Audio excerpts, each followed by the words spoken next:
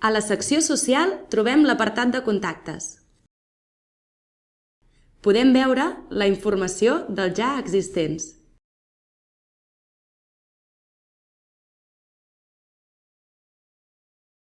També podem crear un contacte nou. El camp Nom per mostrar és el nom que ens sortirà al llistat de tots els contactes.